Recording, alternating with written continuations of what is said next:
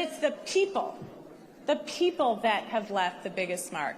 The little girls who come up to me to say that they're going to be a governor or they're going to be a president.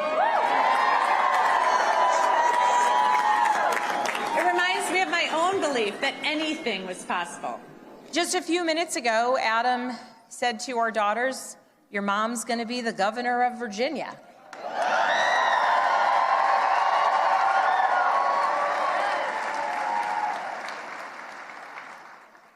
And I can guarantee those words have never been spoken in Virginia ever before.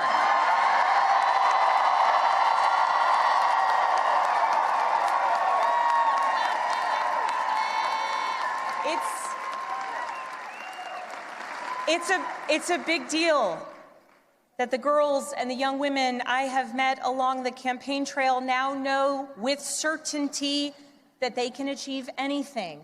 It's a big deal to the women older than I am who forged the path in dreams, hard work, and in a belief that change and progress would be possible so that so many of us could follow in their footsteps.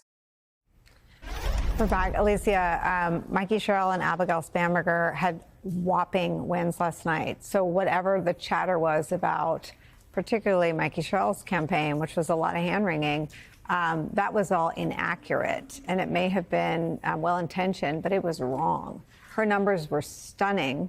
Her performance last night was fantastic. And the Spanberger speech was one for the ages. Are we any closer to seeing women candidates clearly? I don't know. What I do know is that all that hand-wringing, it's amazing how message discipline for a man is being too scripted for a woman. Like, they're still dealing with nonsense and double standards like that. I think they're both interesting, too, because they do have these national security backgrounds, and they are moms of 4 and 3, respectively, which sort of subverts gender expectations and creates this really complex profile of both, like, I understand where you're coming from, and don't mess with me, I can keep you safe.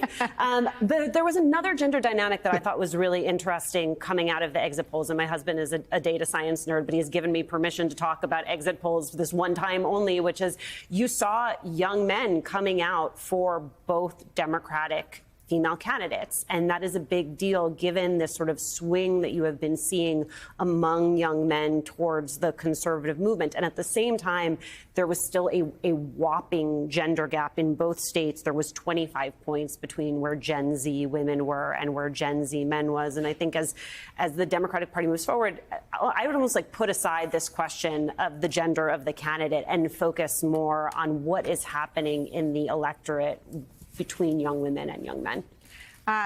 Sam, these were fantastic victory speeches. They all are. Mamdani, too. I was making my way from the studio to home, so I watched some of that in replay. But the sort of contagious vibes of all the winning, how long do those last, do you think?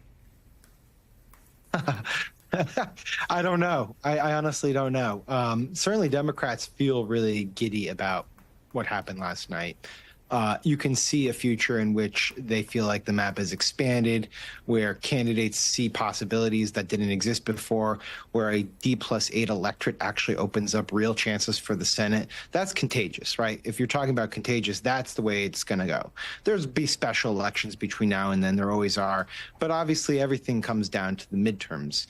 And if this climate holds, and that's a real question, but if this climate holds, that could end up being, something that even redistricting by Republicans cannot overcome. That could, in theory, be something where Democrats do net the Senate. They would need to get to 51 seats. So that's what you're talking about this morning, the night after what we just saw.